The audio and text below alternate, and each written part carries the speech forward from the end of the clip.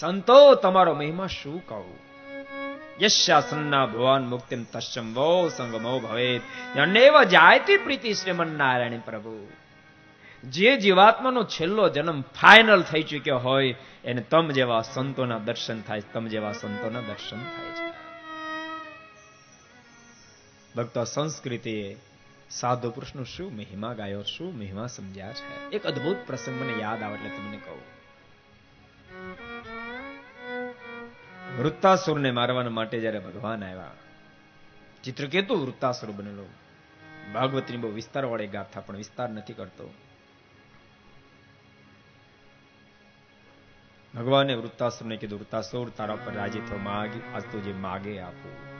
વૃત્તાસુરના મોઢામાંથી શબ્દ નીકળ્યા, આપ જો રાજી થયા હોવ તો મને આપમાં એવો પ્રેમ થાય, તાજી વેણલી ગાયની અંદર એ વચને જેવો પ્રેમ હોય ને એવો મને આપની અંદર પ્રેમ થાય. ભગવાન બોલવા જાય તથાસ્તુ.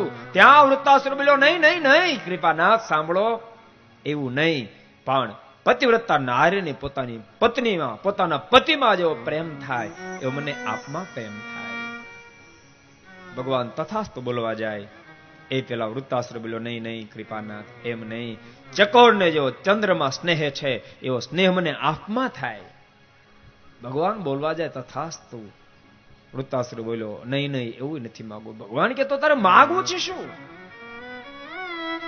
વૃત્તાસુર બોલ્યો, કૃપાનાથ મને તમારામાં પ્રેમ થાય તોય આપની મરજી, ન થાય તો આપની મરજી, પણ એક કામ કરો માલિક, આપ જો રાજી થયા હોવ ને તો મારા પર કૃપા દ્રષ્ટિ કરો.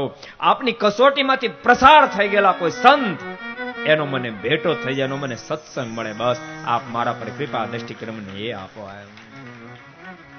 માલિક, આપની કસોટીમાંથી પ્રસાર થયેલા સંતનો જો અમને ભેટો થશે ને તો આપમાં સ્નેહ તો સહજમાં મને લગાડી દેશે, જગતમાંથી સહજમાં વિરક્તિ મને કરાવી દેશે. એવા કોઈ સંતનો ભેટો થઈ જાય.